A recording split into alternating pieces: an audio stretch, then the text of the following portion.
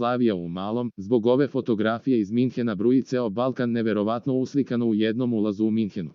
U 12 stanova ove zgrade stanari su s prostora bivše Jugoslavije, različitih vera i konfesija. 3 stana su prazna i svi oni žive bez problema, iako su mala zajednica.